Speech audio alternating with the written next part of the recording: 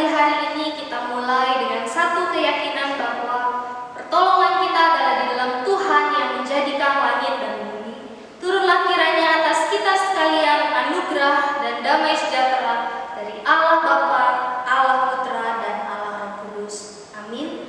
Ayat panggilan beribadah terambil dari Mazmur 65 firman Tuhan berkata, "Bagimulah puji-pujian di Sion ya Allah, dan kepadamulah orang membayar nazar. Berbahagialah orang yang Engkau pilih dan yang Engkau suruh mendekat untuk diam di pelataranmu. Kiranya kami menjadi kenyang dengan segala yang baik di rumah-Mu, di bait-Mu yang kudus." Bapak Ibu, mari kita bersama menyatakan kekaguman dan hormat kita kepada Allah yang layak untuk dipuji dan disembah. Kita katakan bersama-sama, "Kau sungguh indah tiada taranya, sungguh menakjubkan. Ku kagum hormat."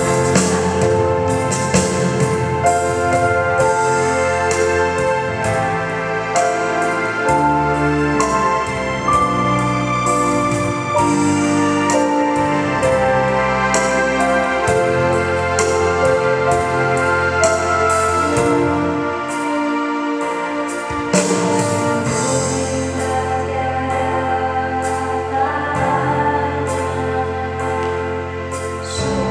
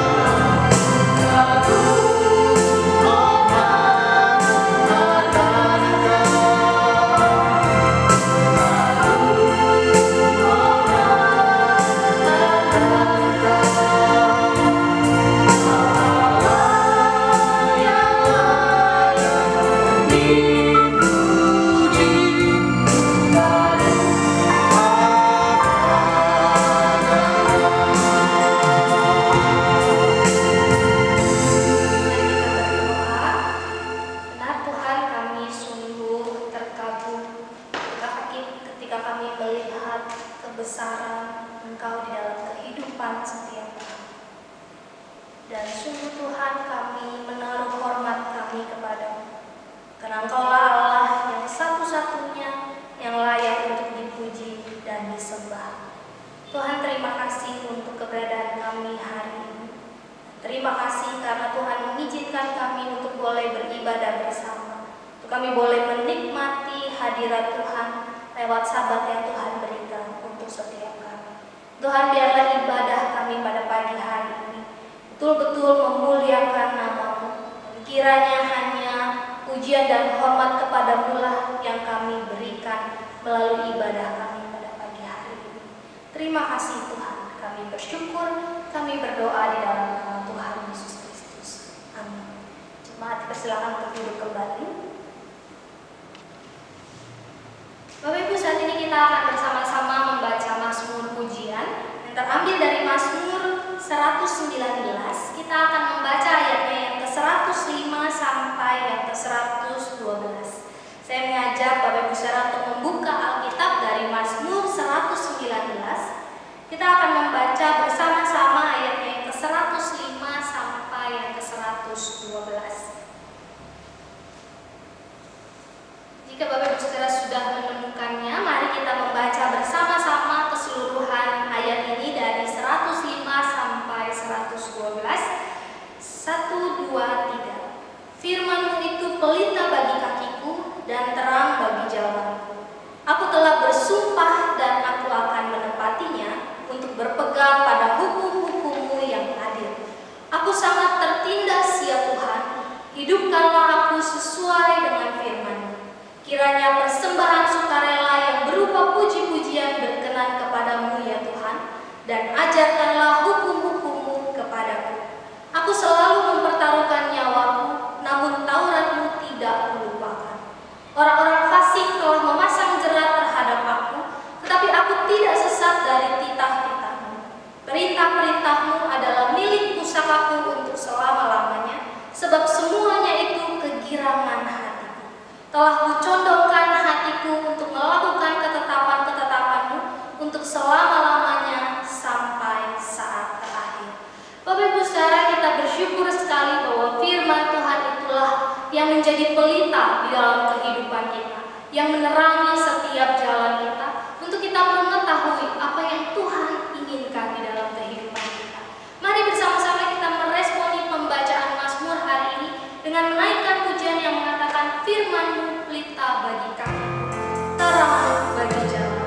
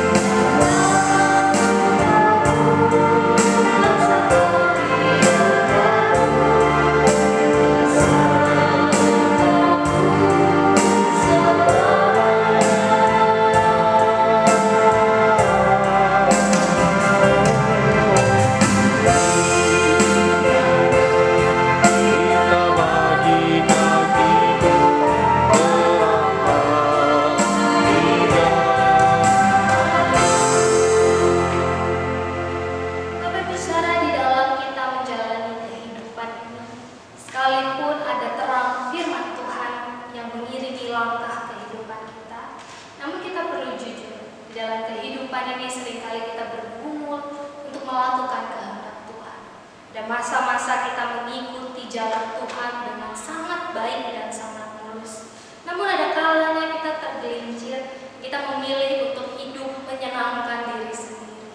Namun Bapak Ibu bersyukur kepada Tuhan bahwa Dia adalah Allah yang menyelamatkan kita.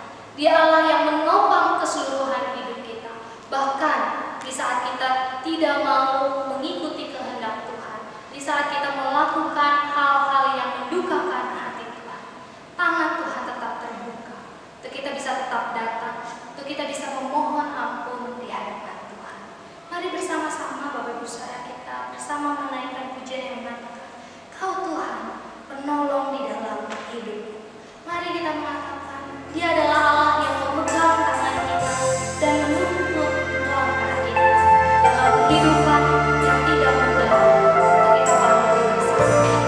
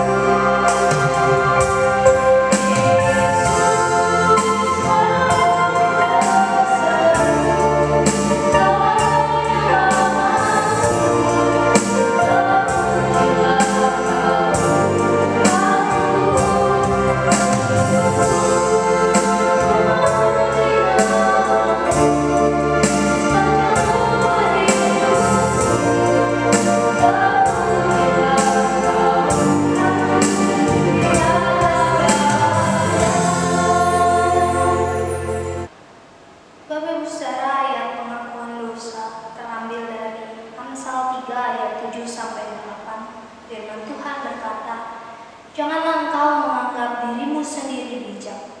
Takutlah akan Tuhan dan jauhilah kejahatan. Itulah yang akan menyembuhkan tubuhmu dan menyegarkan tulang-tulang. Mari bersama saya memberikan waktu sejenak untuk setiap kita secara pribadi berdoa di hadapan Tuhan. Kita memohon pengampunan yang daripada Tuhan. Kita mengakui setiap pelanggaran dan dosa-dosa kita dan memohon Tuhan untuk kembali menunjukkan jalan yang Tuhan kehendaki untuk kita lakukan dalam kehidupan. Mari kita berdoa di hadapan Tuhan.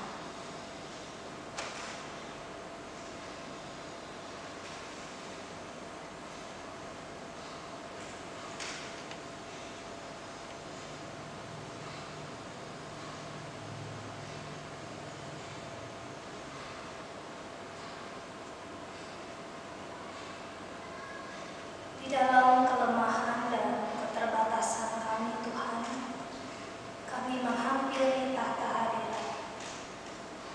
Kami dengan keterbukaan mengakui setiap pelanggaran dan dosa-dosa kami di hadapan Engkau. Dan kami memohon kemurahan dan anugerah Tuhan sajalah yang menolong setiap kami. Tuhan, ada saat-saat di mana kami tidak bisa lagi mengontrol bibir kami dan kami berkata-kata yang tidak seharusnya. Ada saat-saat di mana tangan yang Tuhan berikan ini kami gunakan untuk sesuatu yang justru mendukakan hati Tuhan. Dan ada saat-saat di mana langkah kaki kami tidak selaras dengan langkah kaki Tuhan. Dan masa-masa di dalam pikiran kami ada begitu banyak rencana dan rancangan yang jahat yang mendukakan hati Tuhan. Dan kadang-kadang kami merencanakan yang baik, tetapi kami tidak bertanya kepada Tuhan apa yang Tuhan kehendaki untuk kami lakukan. Tuhan, ampunilah setiap apa yang kami lakukan yang tidak sesuai dengan apa yang Tuhan kehendaki. Kami mengakui setiap kegagalan, kami mengakui setiap pelanggaran yang kami lakukan. Ada masa-masa kami melakukannya dengan sengaja, dan masa-masa kami tidak sengaja melakukannya, tetapi kami tetap berdosa di hadapan Tuhan. Kami hanya memohon belas kasihan Tuhan untuk setiap kami. Karena kalau Tuhan menaruh murka-Mu terhadap setiap kami, Tuhan, apalah dan siapalah kami manusia yang dapat tahan menghadapi murka. Oleh sebab itu Tuhan, kami memohon kiranya Tuhan menolong kami, Tuhan mengampuni setiap kami, Tuhan menunjukkan sekali lagi jalan yang Tuhan mau kami jalani, yang Tuhan mau untuk kami lakukan. Dan Tuhan berikan kami kepekaan untuk kami dapat menyadari apa yang Tuhan ingin kami lakukan. Dan biarlah dengan kekuatan daripada Allah Roh Kudus kami mampu melakukannya, agar kami didapati menjadi orang-orang yang berusaha berjuang dengan setia mengasihi Engkau, dengan menaati setiap apa yang Tuhan perintahkan bagi setiap kami. Tuhan, tolong kami, kiranya di dalam belas kasihan dan kemurahan Engkau mengingat setiap kami. Terima kasih Tuhan, kami bersyukur, kami berdoa di dalam nama Tuhan Yesus Kristus. Amin. Janji pengampunan dosa terambil dari Yesaya 52 ayat yang ke-9 sampai yang ke-10. Firman Tuhan berkata, "Bergembiralah, bersorak-sorailah bersama-sama hai reruntuhan Yerusalem, sebab Tuhan telah menghibur umat-Nya, telah menebus Yerusalem. Tuhan telah menunjukkan tangan-Nya yang kudus di depan mata semua bangsa, maka segala ujung bumi melihat keselamatan yang dari Allah kita." Bapak Ibu, mari bersama-sama saya mengajak setiap kita untuk menaikkan pujian yang berkata, "Hanya Kau milikku di surga, Allah sumber kuat." Bapak Ibu saudara bisa bertepuk tangan di rumah dan mengatakan, "Hanya Kau milikku di surga, tiada yang kuingini di bumi, hanya Kau."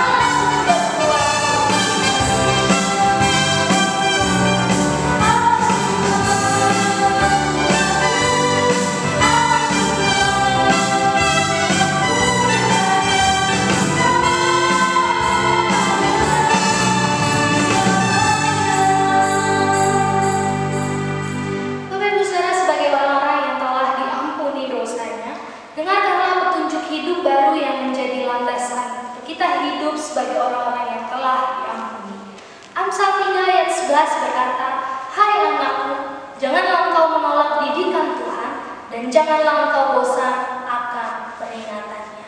Bapak Ibu, saya mengajak Bapak Ibu untuk bangkit berdiri.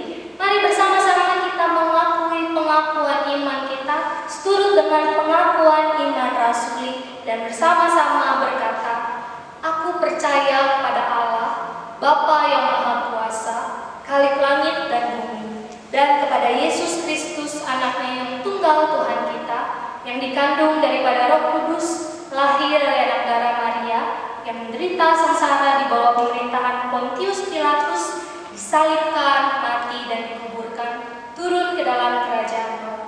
Dan pada hari yang ketiga bangkit pula dari antara orang mati, naik ke surga, duduk di sebelah kanan Allah, Bapa yang Maha Kuasa. Dan dari sana Ia akan datang untuk menghakimi orang yang hidup dan yang mati.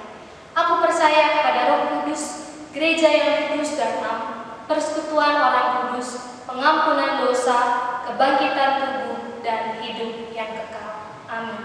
Jemaat dipersilakan untuk duduk kembali. Saat ini kita akan bersama-sama mendengarkan kebenaran firman Tuhan. Namun sebelumnya kita bersama-sama mengingat kembali bahwa di dalam kehidupan kita, di saat ada hal-hal yang tidak sejalan, di saat orang-orang lain meninggalkan kita, di saat dunia ini meninggalkan kita, kasih Tuhan tetap tinggal di dalam hidup kita. Kita katakan saat yang lainnya begitu mendasarkan, kasih-Mu ya Tuhan tetap bertahan.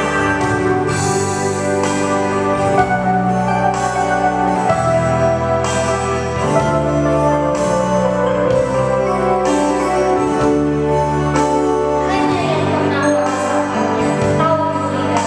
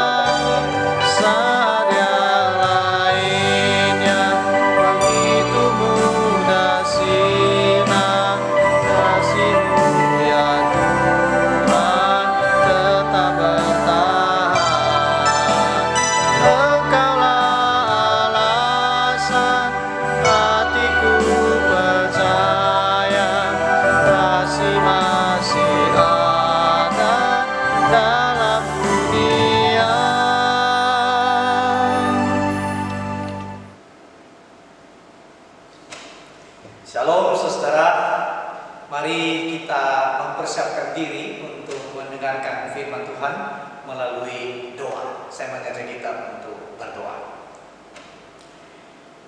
Ya Tuhan, kami pada hari ini datang di hadapan-Mu untuk memohon belas kasihan-Mu, bahkan berkat-Mu melalui firman Tuhan yang akan kami dengarkan. Dan ya Tuhan, kami menyadari sekali bahwa kami terbatas. Hati dan pikiran kami begitu terbatas ketika menghadapi firman.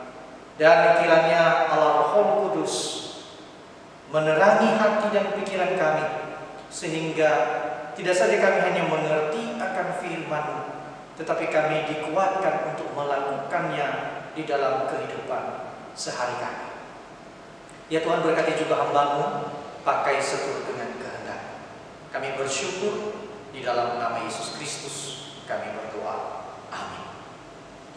Saudara-saudara, saya mengajak kita untuk membuka Alkitab kita di dalam surat Filipi pasal yang pertama, ayat yang ke-27 sampai ayat yang ke-30. Surat Filipi ayat yang ke-27, pasal yang pertama ayat yang ke-27 sampai ayat yang ke-30, dan saya akan membacakannya kepada kita. Hanya hendaklah hidupmu berpadanan dengan Injil Kristus, supaya apabila aku datang untuk melihat, dan apabila aku tidak datang, aku mendengar bahwa kamu teguh berdiri dalam satu roh dan sehati sejiwa, berjuang untuk iman yang timbul dari berita Injil, dengan tiada digentarkan sedikit pun oleh lawanmu. Bagi mereka semuanya itu adalah tanda kebinasaan, tetapi bagi kamu tanda keselamatan, dan itu datangnya dari Allah. Sebab kepada kamu dikaruniakan bukan saja untuk percaya kepada Kristus, melainkan juga untuk menderita untuk Dia, dalam pergumulan yang sama seperti yang dahulu kamu lihat padaku, dan yang sekarang kamu dengar tentang aku. Saudara-saudara, demikianlah jauh bacaan firman Tuhan yang menjadi bahan perenungan kita pada hari ini. Saudara, suatu kali Tuhan Yesus memerintahkan Rasul Yohanes untuk menuliskan satu kalimat yang sangat besar sekali kepada jemaat di Smyrna. Dia katakan begini: jangan takut, akulah yang awal dan yang akhir dan yang hidup. Aku telah mati, namun lihatlah, aku hidup sampai selama-lamanya, dan aku memegang segala kunci maut dan kerajaan maut.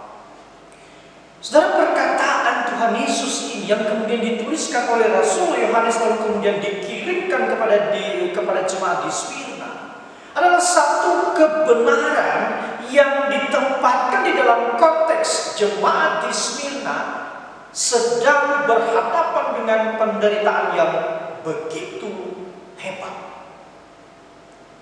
Saudara yang dikasihi oleh Tuhan, kalimat ini begitu serius dan begitu sungguh-sungguh, yang kemudian mengingatkan kita bahwa ternyata di dalam penderitaan yang sedang kita hadapi, Allah terus berkarya. Bahkan Ia berkata kepada kita, jangan takut. Jangan takut, sebab Allah adalah Allah yang awal dan yang akhir, yang hidup untuk selama-lamanya. Saudara, kalimat ini kemudian begitu berarti bagi setiap kita, ataupun memiliki relevansi yang sangat kuat dengan keadaan kita pada saat ini. Saudara, beberapa minggu terakhir ini kita dikagetkan dengan berbagai berita yang kemudian muncul terkait dengan orang-orang Kristen yang di Bekasi, yang di Jonggol, saudara. Mereka dilarang beribadah di rumahnya sendiri. Mereka diintimidasi oleh orang-orang yang merasa dirinya lebih dominan, yang merasa dirinya lebih berani, yang merasa dirinya lebih berkuasa di atas kehidupan orang lain.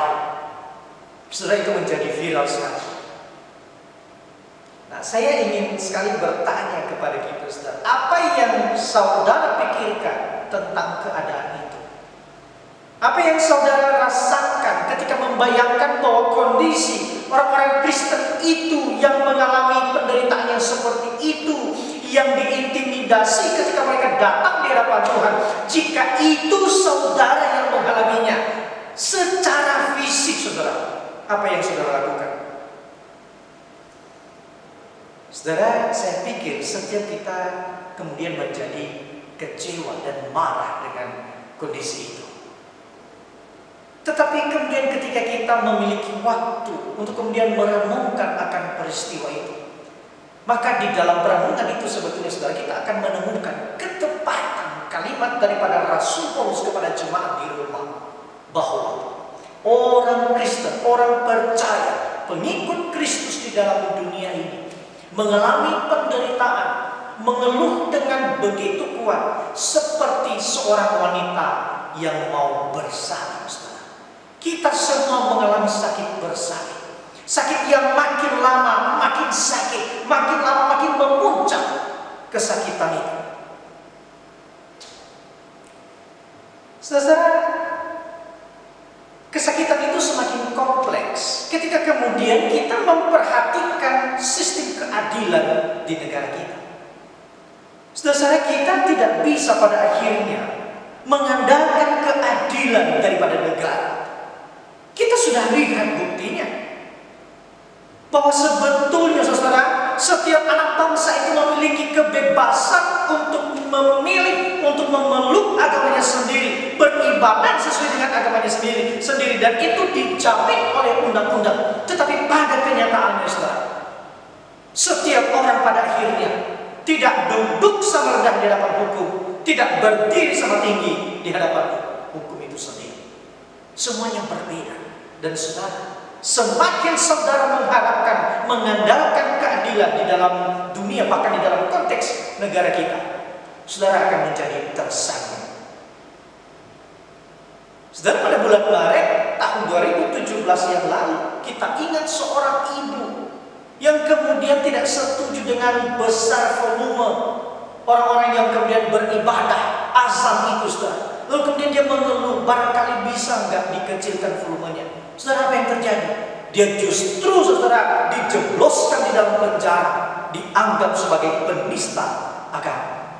Saudara, berharap apa keadilan di dalam dunia ini? Apa yang menjadi respon saudara? Apakah saudara kemudian berpikir, ya memang dunia ini jahat, ya apa boleh buatlah begitu? Saudara merelakan diri seperti domba yang dibawa ke tempat pembantaian yang keadaan yang seperti itu? Saudara, saya mengajak kita untuk kemudian memikirkan satu hal yang barangkali menjadi pertimbangan setiap gereja yang sedang berada di tengah-tengah penderitaan pada saat ini, untuk kemudian dilakukan, untuk kemudian dihidupi secara terus-menerus. Yang kemudian kita bisa ambil di dalam Filipi pasal yang pertama tadi, ayat yang ke-27 sampai ayat yang ke-30.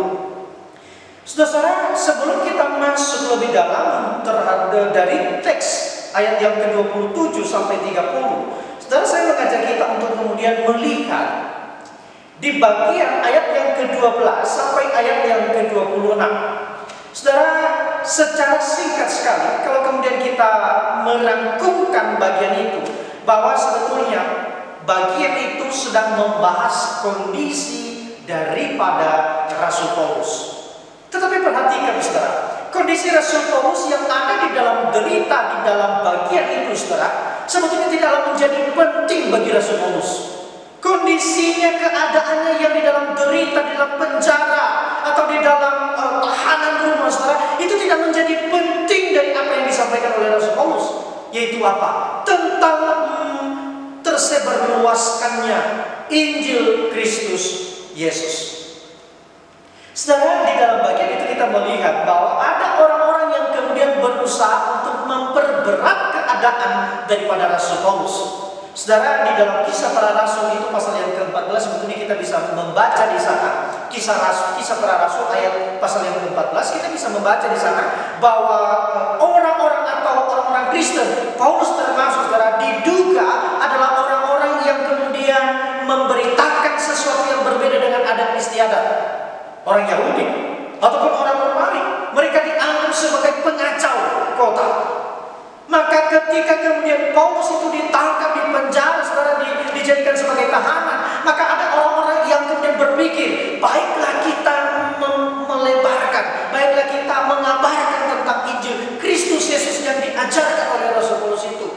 Alih-alih saudara, supaya beban, supaya hukuman daripada Rasul Paulus itu semakin berat, semakin menghampiri kematiannya, saudara.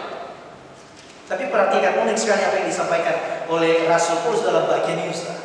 Keadaan itu, penderitaan itu tidak menjadi penting bagi Rasul Paulus. Entah orang itu memberitakan Injil karena tulus hatinya, entah orang itu memberitakan Injil karena murni hatinya, ataupun karena orang untuk kepentingannya sendiri, untuk kepentingan perutnya itu sendiri. Bagi Rasul Paulus itu tidak menjadi penting. Yang penting adalah berita Kristus Yesus itu disebarluaskan, bahwa Dia adalah Allah yang telah mati dan bangkit untuk menebus dosa, untuk memberikan keselamatan kepada setiap orang yang percaya kepada Dia. Itu sudah cukup, saudara. Lalu kemudian kita masuk di dalam ayat yang ke-27.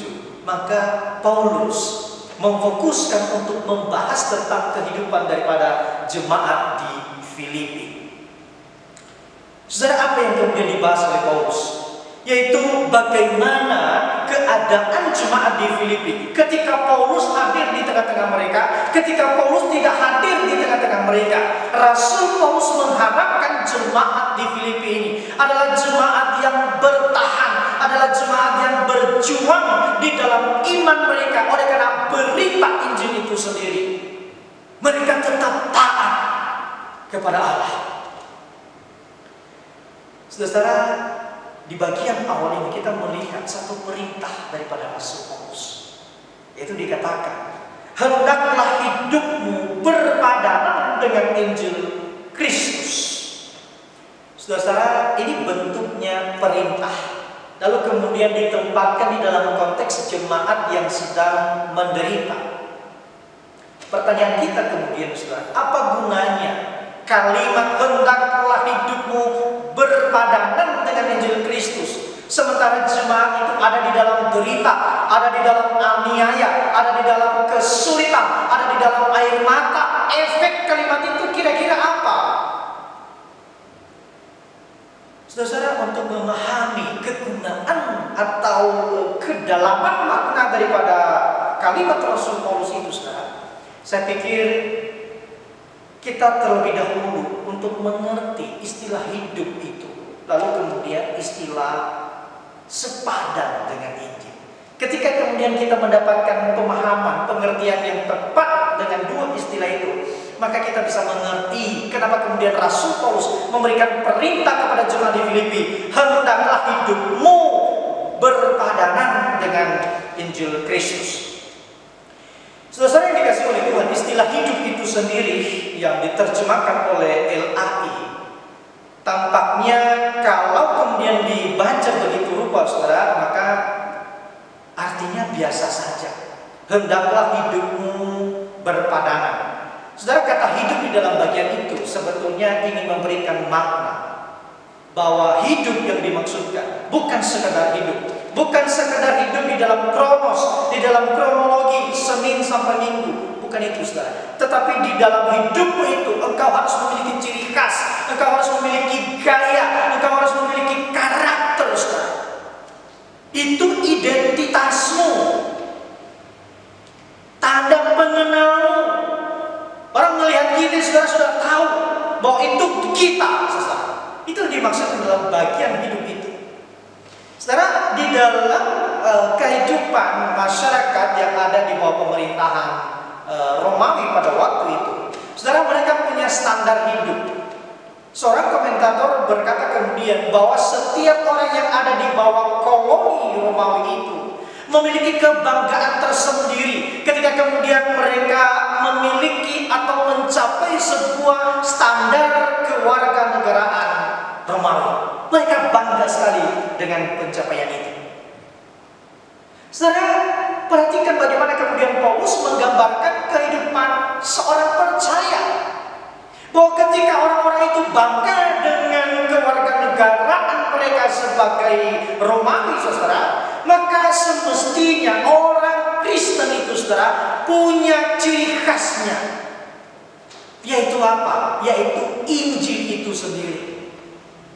Ada kesepadanan dengan Injil itu sendiri. Istilah kesepadanan di dalam bagian ini, saudara, yang diterjemahkan oleh LAI, sebetulnya lebih di dalam bahasa asli Yunani-nya itu, saudara, mengandung kata layak.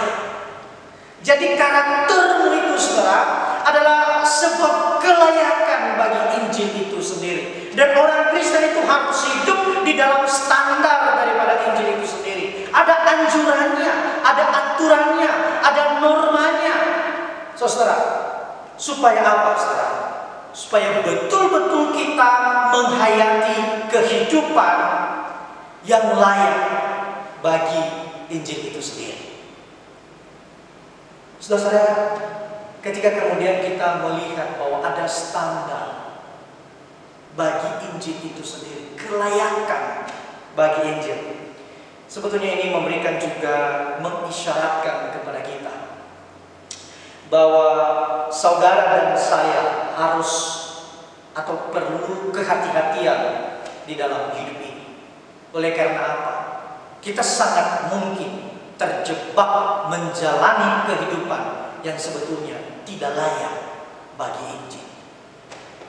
Tidak layak di hadapan Injil itu sendiri. Saudara, saya mengajak kita untuk ataupun menolong kita melakukan sebuah introspeksi diri, melakukan sebuah evaluasi diri. Ketika kita kemudian bertanya kepada diri kita ini, apakah kita atau apakah kehidupan kita ini memiliki kelayakan di hadapan Injil itu sendiri? Bagaimana kehidupan?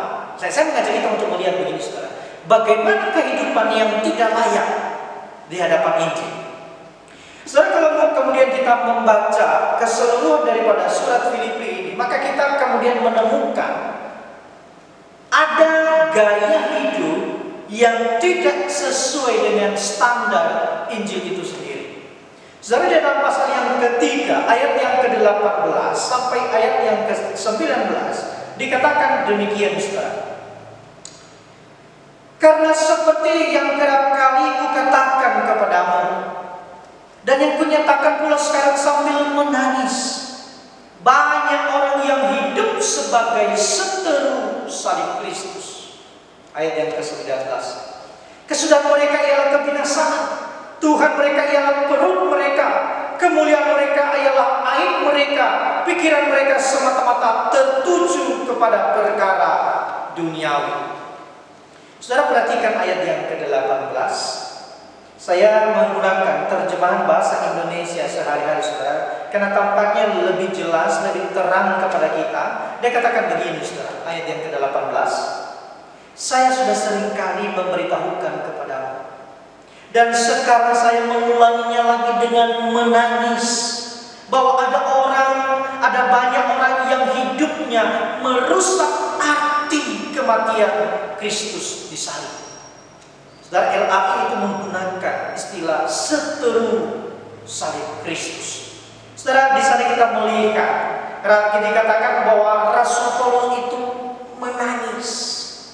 Saudara, menangis dalam bagian ini bukan soal cengengnya Rasul Paulus, tapi ini bicara tentang kesungguhan, tentang keseriusan daripada Rasul Paulus terhadap kehidupan jemaat di Filipi, supaya jemaat di Filipi itu hati-hati, waspada dengan kehidupannya. Supaya apa, saudara? Supaya jangan sampai jemaat di Filipi itu hidup sebagai seteru salib Kristus. Engkau menjadi seteru salib Kristus itu ketika apa, saudara? Di dalam ayat yang ke-19, ketika kemudian kita itu hidup hanya untuk perut kita sendiri, ketika kemudian kita hanya memikirkan akan kepentingan dunia ini, ketika kita hanya memikirkan sesuatu yang sia-sia, yang sebentar aja terlihat, lalu kemudian lenyap. Bahkan di dalam pasal yang ketiga, saudara, semuanya itu sebetulnya telah dianggap sampah oleh Rasul Paulus. Saudara, di sini kita melihat betapa pentingnya perintah Rasul Paulus ini kepada jemaat di Filipi. Kepentingannya, saudara, ketika seseorang itu berada di tengah-tengah penderitaan, maka seseorang itu sangat mungkin kemudian bertahan untuk hidup hanya untuk sekedar perut itu tidak menjadi kosong. Orang dalam penderitaan, saudara, sangat mungkin hanya memperhatikan hal-hal yang terlihat, hal-hal yang bisa disentuh. Tetapi untuk hal-hal yang batinnya itu, saudara, hal-hal yang tidak terlihat itu tidak menjadi bagian yang terlalu penting, saudara, ketika ada di dalam penderitaan. Saudara akan menjadi terganggu atau kemudian menjadi frustasi ketika kita tidak bisa mengenakan baju baru, baju yang bagus, manakala ada pesta pernikahan, saudara. Kita menjadi frustasi. Tetapi kita kemudian tidak menjadi peduli, kita tidak menjadi peka ketika kasih kita itu menjadi dingin kepada sesama kita. Saudara tidak akan menjadi peduli apakah saudara beribadah kepada Tuhan atau tidak. Saudara lebih peduli dengan apa yang ada di dalam tubuh ini. Apalagi dalam konteks ini, saudara, kita ibadahnya ini online. Tidak ada yang memperhatikan. Kita tidak peduli. Saudara, kita tidak terganggu ketika kesetiaan kita kepada Allah itu mulai kemudian memudar. Kita menjadi tidak terganggu ketika kebaikan kita kepada orang lain itu mulai hitung-hitungan, saudara. Kita lebih peduli berat badan kita itu makin bertambah, sementara kesabaran kita itu mulai menghilang. Kita tidak peduli ketika kemudian kita melihat kelemah lembutan kita itu mulai menipis dan cenderung menjadi sombong, menjadi arogan, saudara. Kita tidak lagi peduli ketika kita tidak memiliki penguasaan diri, tetapi lebih dikuasai oleh hawa nafsu yang kemudian berbuahkan kepada dosa dan kemudian berubah kepada maut. Kita tidak peduli itu, saudara. Tetapi sebetulnya ketidakpedulian kita itu terhadap nilai-nilai yang batinia, kehidupan yang layak bagi Injil Kristus itu sendiri, saudara. Ketidakpedulian kita di bagian itu adalah celah bagi kita, pintu masuk bagi sebuah kehidupan seteru salib Kristus.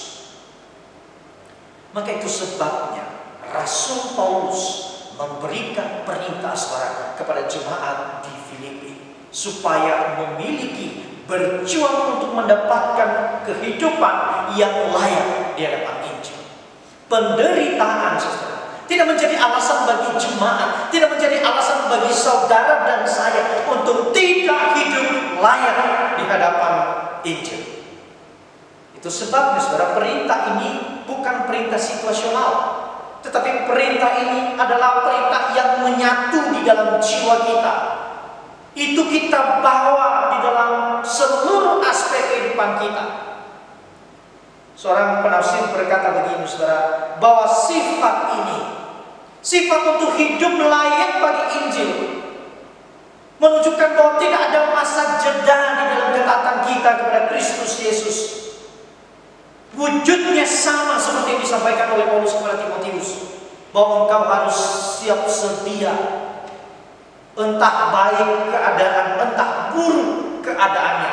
Dalam segala keadaan, saudara dan saya dipanggil untuk memiliki kehidupan yang layak bagi Injil. Saudara, apa itu Injil? Saudara, Injil itu adalah sesuatu yang sebetulnya kita tidak layak untuk mendapatkannya, tetapi diberikan oleh Allah. Kita tidak layak untuk mendapatkan keselamatan itu sendiri, meskipun kita berjuang untuk melakukan kebaikan, kita bahkan mengorbankan, memberikan diri kita untuk dibakar demi kepentingan orang lain, untuk kemudian kita dapatkan keselamatan. Sama sekali itu tidak menjadi tempat, wadah, alat untuk kemudian kita diselamatkan. Tidak. Injil itu adalah pemberian yang cuma-cuma daripada Allah di dalam kehidupan kita. Ia berikan kepada kita yang apa adanya dari kita. Tetapi di satu sisi, saudara, Injil itu sendiri juga tidak menginginkan kehidupan saudara apa adanya. Itu sebabnya apa adanya itu, saudara, diubah menjadi ada apanya. Yaitu apa? Kehidupan yang layak di hadapan Injil. Saudara yang dikasihi oleh Tuhan, penderitaan, aniaya sebetulnya memiliki intensitas yang tinggi untuk kemudian mencetak seseorang itu tidak lagi hidup sesuai dengan Injil, tidak lagi hidup layak bagi Injil. Itu sebabnya saudara, Rasul Paulus memberikan perintah ini bukan kepada personal, tetapi lebih kepada komunal, lebih kepada jemaat secara menyeluruh. Saudara, apa yang diperintahkan oleh Paulus kepada jemaat? Engkau harus berdiri, teguh berdiri dalam satu roh.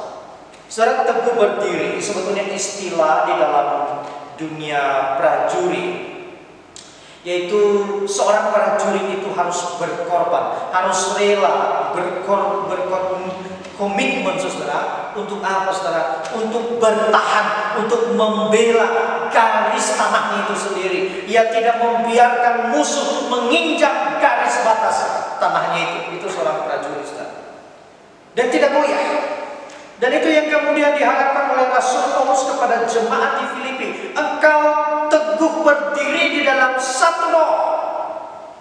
Nah, saudara, menarik sekali ketika kemudian Rasul Paulus bicara tentang satu roh, maka jemaat di Filipi sudah mengerti bagian itu, yaitu bahwa setiap orang Kristen, setiap orang percaya yang ada di Filipi itu, saudara, berada berdiri teguh di dalam Roh Kudus.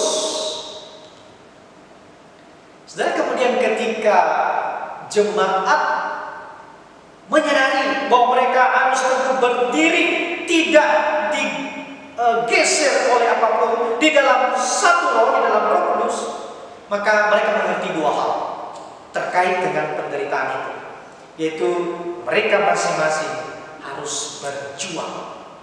Mereka harus bersama-sama berjuang untuk iman supaya juga tidak digentarkan oleh hawa. Mereka harus berjuang demi iman itu sendiri, tidak dipengaruhi oleh penderitaan. Saudara, ini menarik sekali. Kata berjuang di dalam bagian itu, di dalam ayat yang ke-27, dan sehati sejiwa berjuang. Saudara, kata sehati sejiwa sebetulnya lebih kepada sejiwa, ya, tidak ada kata sehati. Nah, kita tidak tahu kenapa kemudian LAI menambahkan kata sehati. Saya pikir itu terkait dengan bagaimana penekanan kepada pembaca pada saat ini, bahwa jemaat di Filipi itu harus sejiwa untuk berjuang. Saudara, berjuang lagi-lagi itu di dalam dunia prajurit, saudara. Ketika ada musuh, maka prajurit itu, saudara, sebetulnya itu saling membelakangi satu dengan yang lain. Ya. Jadi masing-masing itu, yang satunya menghadap ke utara, yang satunya menghadap ke selatan, yang satunya menghadap ke barat, yang satunya menghadap ke timur, yang satunya barangkali di barat lain atau segala macam, saudara, yang masing-masing membelakangi satu dengan yang lain. Untuk apa, saudara? Setiap mereka ini dilindungi oleh orang-orang yang ada di sekitarnya ketika berhadapan dengan musuh. Saudara, di dalam iman kita, di tengah-tengah penderitaan, kita itu masuk di dalam satu roh dan kita berjuang bersama. Saudara, engkau tidak berdiri sendiri di dalam penderitaan itu. Kita saling menjaga, kita saling menguatkan, kita saling mendorong di dalam kasih, saudara. Prinsipnya di sana, saudara. Mau nggak kita memberi punggung untuk melindungi orang lain? Saudara, ini tidak gampang. Sebetulnya jiwa kita yang berdosa ini, saudara, cenderung apa di dalam penderitaan? Cenderung mengambil jalan sendiri, menyelamatkan diri kita sendiri, tidak mau peduli dengan keadaan orang lain. Tidak mau peduli. Kita yang penting saya aman, itu sudah cukup. Saudara, panggilan kita bukan seperti itu. Kita dipanggil untuk saling membelakangi, memberikan punggung untuk melindungi orang lain. Moses Silva, saudara, seorang penafsir daripada surat Filipi ini, mengatakan begini, bahwa manifestasi perjuangan iman seseorang hanya bisa terjadi dalam sebuah perjumpaan ataupun persekutuan dengan orang Kristen lainnya. Kenapa, saudara? Karena sekali lagi, seseorang itu tidak mampu menanggung penderitaan di dalam kesendiriannya. Seseorang itu harus berdiri bersama dengan orang lain di dalam penderitaan. Seseorang harus bergandengan tangan dengan saudara seimannya di dalam doa, di dalam pengandalan akan Tuhan. Oleh karena apa, saudara? Ketika kita hanya berdiri sendiri, menjauhkan diri dari persekutuan orang Kristen lainnya, tubuh Kristus lainnya, ketika di dalam masa penderitaan, singa itu mengaum-ngaum, dia akan menerkam kita. Saudara, saya ingat betul demo penolakan COVID di Nias, di Gunung Story Utara beberapa waktu yang lalu.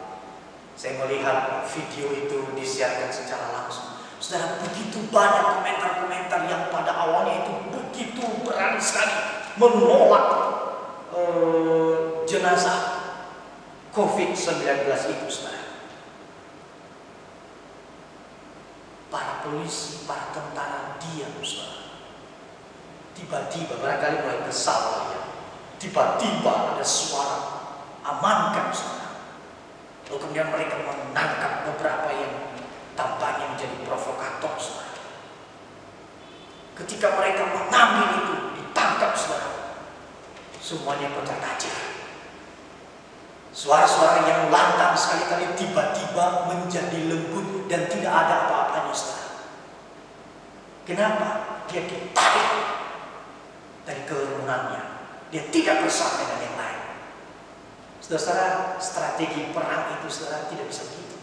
Harus bersama-sama, saling membelakangi, saling menanggung satu dengan yang lain. Itu sebabnya kita tidak bisa berdiri sendiri di dalam penderitaan kita. Kita harus bersama dengan orang lain. Saudara, di dalam perjanjian lama ada satu istilah, dia katakan begini, tali 3 lembar tak mudah diputuskan. Artinya apa, saudara?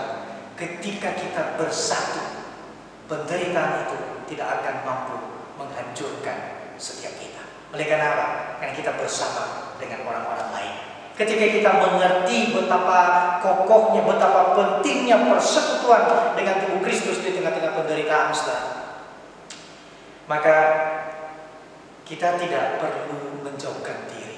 Kita bahkan tidak punya niat untuk meninggalkan persekutuan-persekutuan yang ada. Oleh karena apa? Kita di dalam satu ikatan, yaitu di dalam roh. Saudara, hal yang kedua yang kemudian dianjurkan atau dikerjakan oleh jemaat di Filipi, yaitu tidak digentarkan oleh lawanan di dalam ayat yang ke-28. Saudara, saya mengajak kita untuk melihat begini, bahwa sebetulnya perintah ini lebih kepada jemaat itu mengerti soal penderitaan itu sendiri. Mari kita perhatikan, saudara, siapa lawan orang Filipi di dalam bagian ini. Tampaknya adalah orang-orang yang menganut agama Yudaisme, yang menyimpulkan atau merangkum adat istiadat budaya itu, saudara, yang kemudian itu digadang-gadang bisa mempengaruhi banyak orang.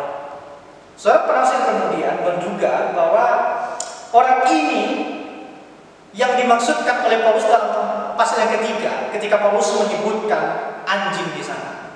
Mereka orang-orang yang mengandalkan sunat. Mereka adalah orang-orang yang mengedepankan daging, keturunan, siapa leluhur mereka itu diandalkan di dalam kerajaan sorga. Itu kemudian mereka menyuruh orang-orang untuk menyunatkan dirinya. Mereka orang yang telah menerima anugerah daripada Tuhan harus masuk di dalam sunat lagi untuk kemudian diselamatkan. Bagi Paulus, saudara, itu adalah pengajar-pengajar seperti anjing yang memakan muntahannya sendiri. Orang-orang yang memberikan perhatian kepada tanda-tanda lahiriah. Nah, saudara, orang-orang ini kemudian menjadi lawan bagi orang Kristen. Orang-orang Kristen yang hidup di bawah anugerah Tuhan, mereka aniaya dan menciptakan derita kepada mereka. Nah, saudara, di dalam bagian ini Paulus mengingatkan, jangan sampai engkau digentarkan oleh orang-orang yang demikian. Dan jangan sampai engkau menjadi letih, lesu, menjadi tawar hati ketika menghadapi penderitaan. Saudara-saudara yang dikasihi oleh Tuhan, Paulus di dalam bagian ini ingin menantang teologi jemaat. Bagaimana mereka melihat tentang penderitaan? Saudara, pada umumnya barangkali kita juga termasuk ketika kemudian masuk di dalam penderitaan, kita memiliki pemahaman bahwa penderitaan itu adalah sesuatu yang tidak bisa dielakkan, tidak bisa dihindari, dan itu betul, saudara. Tetapi Rasul Paulus ingin membawa setiap kita, membawa jemaat di Filipi tidak hanya memahami penderitaan itu sesuatu yang tidak bisa dielakkan. Tetapi di dalam bagian ini, saudara, Rasul Paulus mengingatkan mereka bahwa penderitaan pun adalah gift, adalah pemberian, adalah karunia, adalah anugerah daripada Tuhan. Kau harus pahami itu. Saudara, di dalam ayat yang ke-29 dikatakan begini, sebab kepada kamu dikaruniakan, perhatikan, kepada kamu dikaruniakan bukan saja untuk percaya kepada Kristus, melainkan untuk menderita untuk Dia. Saudara, di sini jelaskan bagi kita bahwa penderitaan di dalam bagian ini tidak saja bukan tidak bisa terelakkan dia, tetapi betul-betul adalah anugerah, adalah pemberian daripada Tuhan.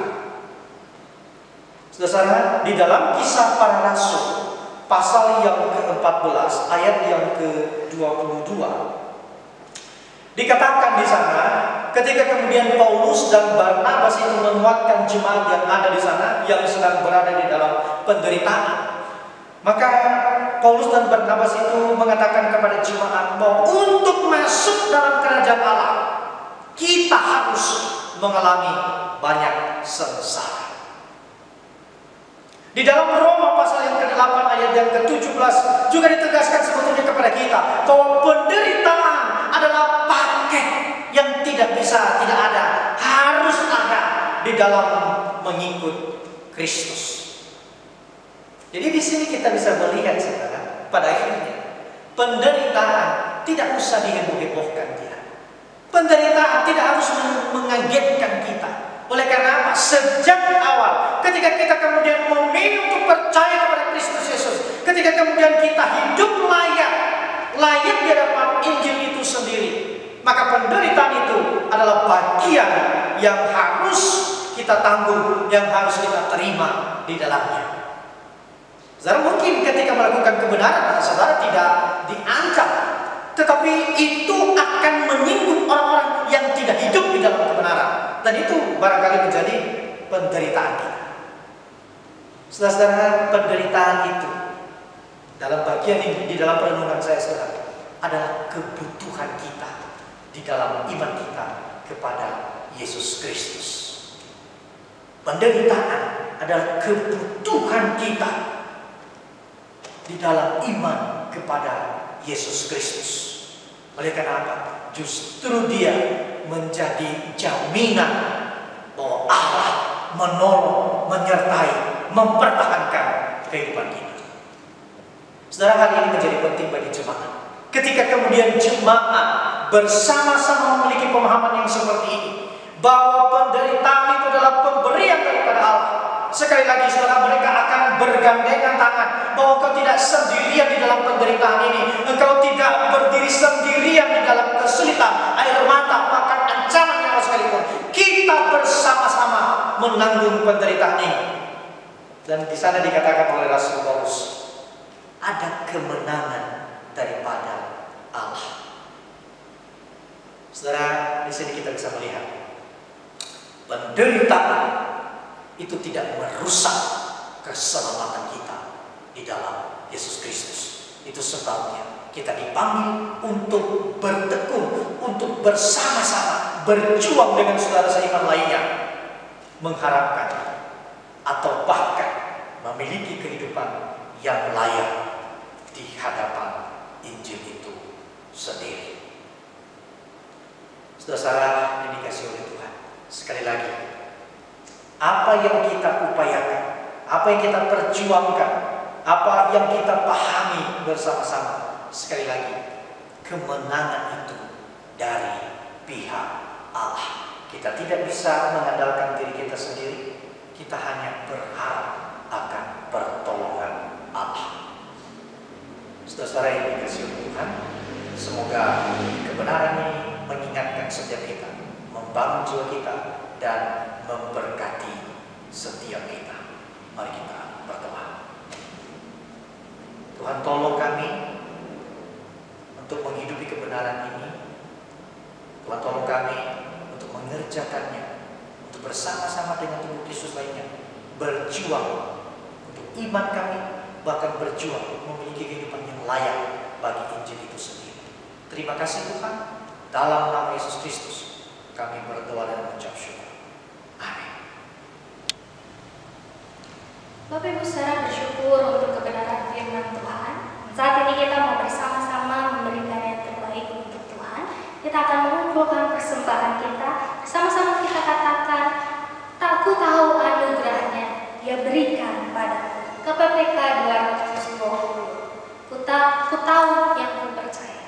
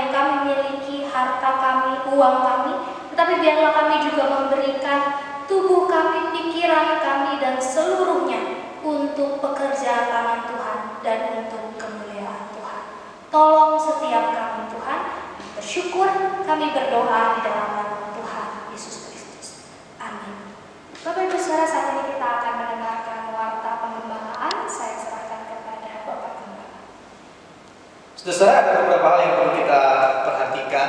Yang pertama, terima kasih untuk rekan-rekan ya, dan jemaat sekalian yang telah ikut di dalam persekutuan doa Rabu melalui Zoom, dan kita terus berharap seluruh jemaat Tuhan bisa terlibat di dalamnya sehingga kita bisa bercakap-cakap, bisa saling bersapa satu dengan yang lain, dan tentu itu akan menguatkan kita satu dengan yang lain. Dan berharap saudara, pada Rabu yang akan datang kita tetap bergabung di dalam Zoom. Kita akan mulai pada jam 19 sampai pada jam 19.30. Kita gunakan waktu untuk saling bertanya kabar, dan kemudian nanti pada pukul 19.30 sampai berakhir kita di dalam persekutuan doa. Nah, itu yang pertama, saudara. Yang kedua, kita akan tetap mengerjakan ibadah online ini sampai pada waktu tertentu, dan kita berdoa kiranya Tuhan memberikan kekuatan hikmat kepada kita. Jika Tuhan izinkan, kita bisa melakukan ibadah konvensional seperti pada biasanya.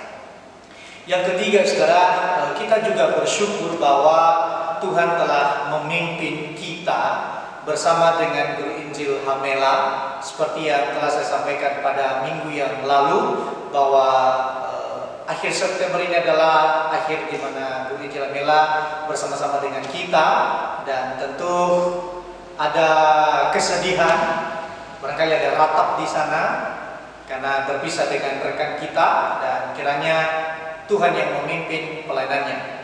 Nah, saudara, sebelumnya kita akan mendengarkan bersama, mungkin ada kata, mungkin ada salam dari Guru Injil Hamela, kesan atau apa yang telah disiapkan dan menjadi ingat-ingatan bagi setiap kita. Kepada Guru Injil Hamela diberikan kesempatan. Selamat siang Bapak Ibu Saudara. Bapak Ibu Saudara, saya mengucapkan salam perpisahan. Mungkin kita tidak bisa bertemu satu dengan yang lain karena masalah pandemi ini, tapi saya mengucapkan terima kasih untuk penerimaan Bapak Ibu Saudara untuk saya selama 2 tahun ini. Bapak Ibu, waktu saya mau menyelesaikan pelayanan di sini, banyak orang bilang nggak berasa ya sudah 2 tahun begitu. Bapak Ibu, dalam hati saya berkata, berasa kok berasa. Tapi kan permasalahannya apa yang saya rasakan? Yang saya rasakan Bapak Ibu adalah anugerah Tuhan yang begitu besar yang menolong saya pelayanan selama 2 tahun di tempat ini.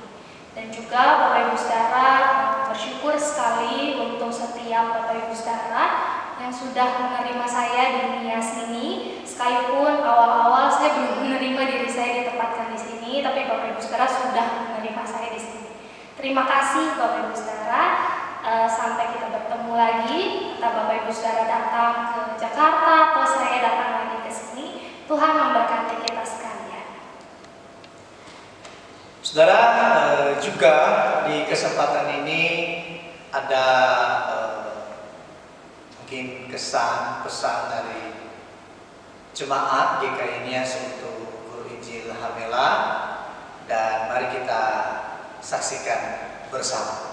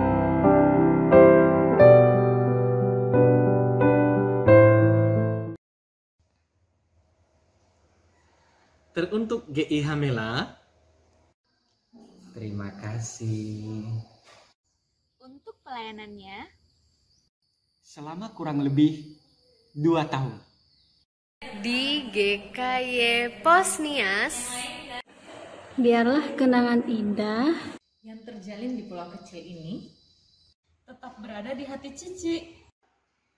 2 tahun bukanlah waktu yang singkat.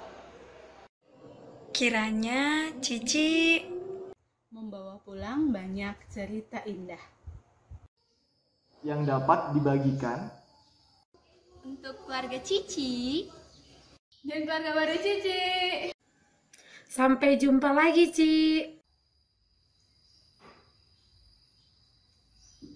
Jangan lupakan kami. Tuhan Yesus memberkati.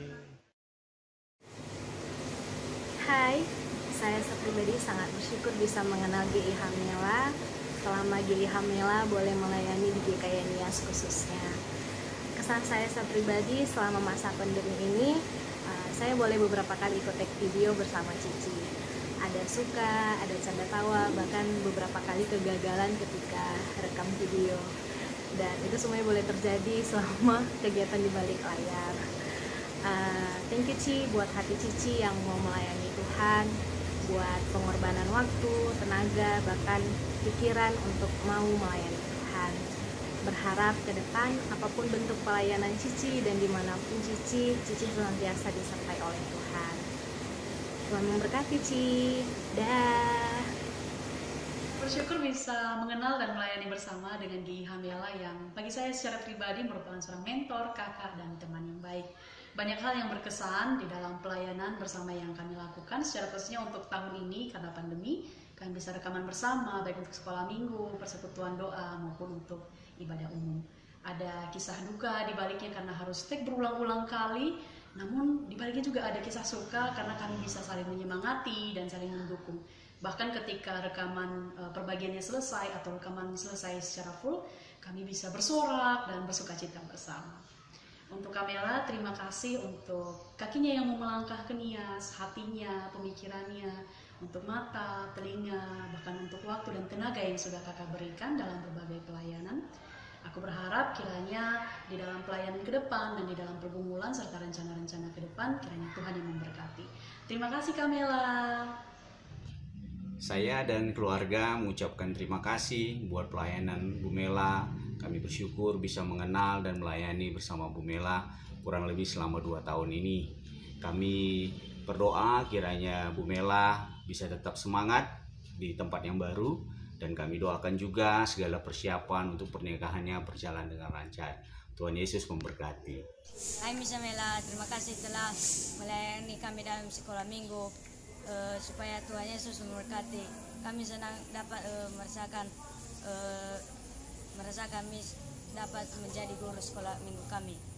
Pesan saya untuk Miss yaitu supaya tetap mengandalkan Tuhan kehidupan sehari-hari. Terima kasih. Dadah. Kesan saya untuk Cici adalah bersyukur karena Miss Mela mau bersama-sama dengan kami dan melayani kami di tempat ini dengan baik. Walaupun kami banyak kekurangan, maafkanlah supaya Miss Mela pun dapat pergi dengan tenang. Dan kami juga minta maaf atas segala kesalahan yang telah kami lakukan kepada Miss Mela. Dan untuk pesan saya supaya Miss Mela tetap semangat dalam pelayanan dan sukses untuk pernikahannya.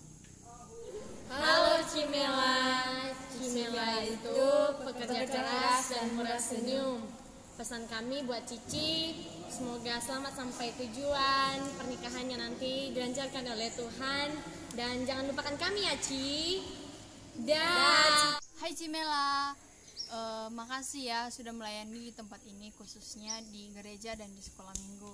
Nah, kesan Karin untuk Cimela itu seperti seorang motivator bagi Karin. Jadi Karin terberkati dengan setiap perkataan-perkataan Cimela untuk Karin. Nah, pesan Karin untuk Cimela sukses dalam pernikahan dan tetap semangat melayani dalam Tuhan. Tuhan Yesus memberkati. Sarangnya. Hai Cimela, Cimela itu orangnya asik, seru. Pesannya semoga persiapan pernikahannya lancar, semakin berkati Tuhan, jadi istri yang baik. Te amo. Hai Cimela, terima kasih sudah melayani di tempat ini. Yang menjadi kesan kami untuk Cimela adalah saya semakin bertumbuh di dalam Tuhan dan saya dapat berbagi sukacita dengan Cimela. Yang menjadi pesan kami adalah supaya Cimela tetap semangat dalam pelayanan. Terima kasih. Tuhan Yesus memberkati. Hai Ci, terima kasih untuk pelayanan Cici di Nias. Kesan saya selama Cici di Nias adalah ketika bersama Cici, saya menilai Cici itu adalah sosok yang sangat lembut, ramah, dan baik hati. Pesan saya, Cici jangan pernah lelah melayani Tuhan dan selalu andalkan Tuhan dimanapun Cici berada. Terima kasih. Saudara,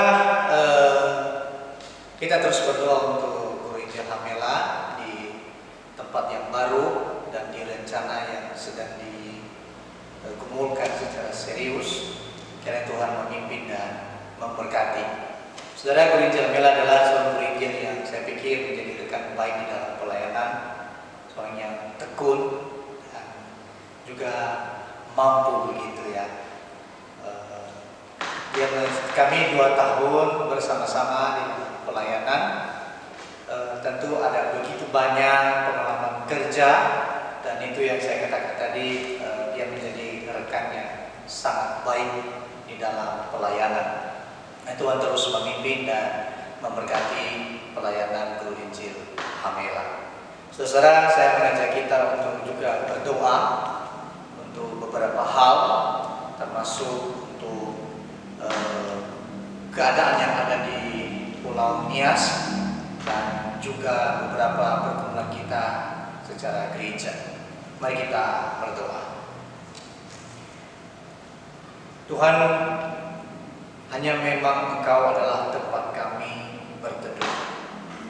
Tidak ada tempat kami untuk berlindung kecuali di dalam Engkau.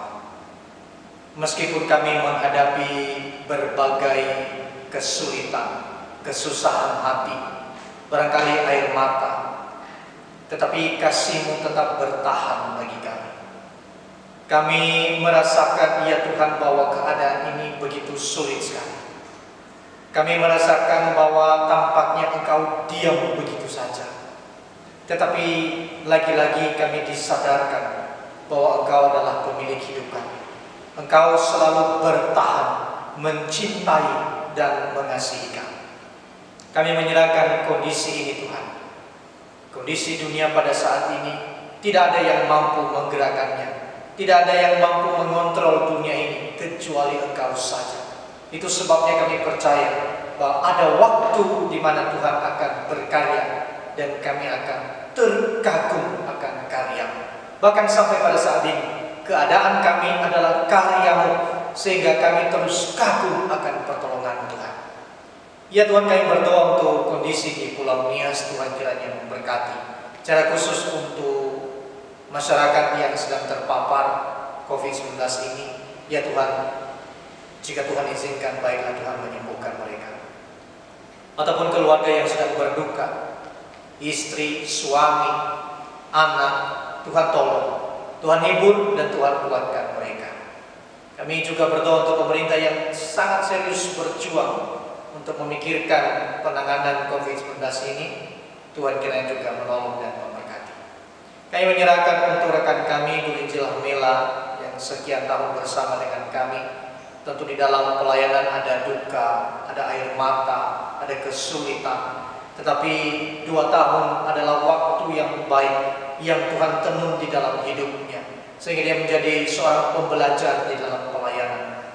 Dan kami berdoa, ya Tuhan, apa yang telah diwariskan bagi jemaat Tuhan di tempat ini menjadi ingat-ingatan yang baik bagi jemaat.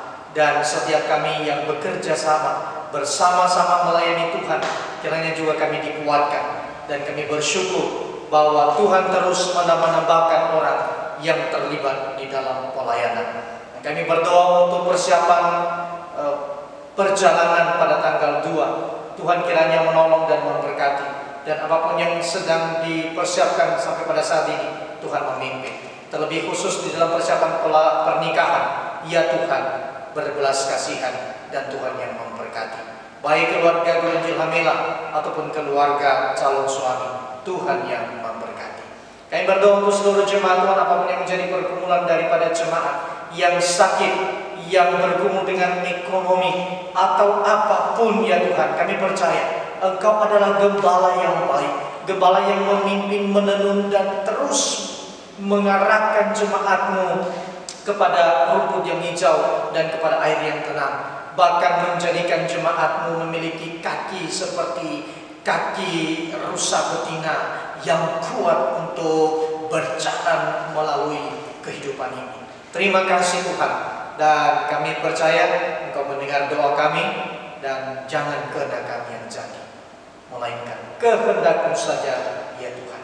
Demi nama Yesus Kristus kami berdoa dan mengucap syukur. Amin. Saudara, kita akan mengakhiri ibadah kita pada hari ini, dan biarlah segala pujian, hormat, kemuliaan hanyalah kepada Tuhan. Doxologi. Puji Allah.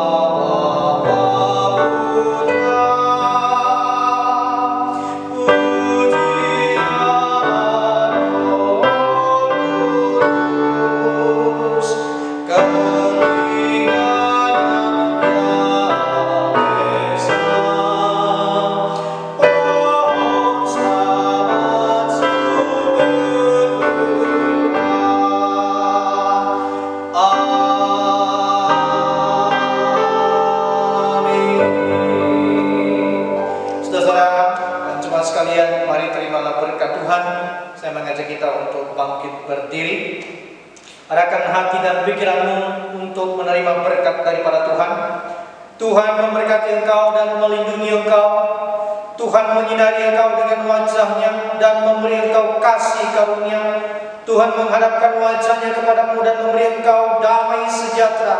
Damai sejahtera yang melampaui akal dan pikiran kita. Doa ini disampaikan di dalam Yesus Kristus, Tuhan dan Allah kita. Haleluya. Amin.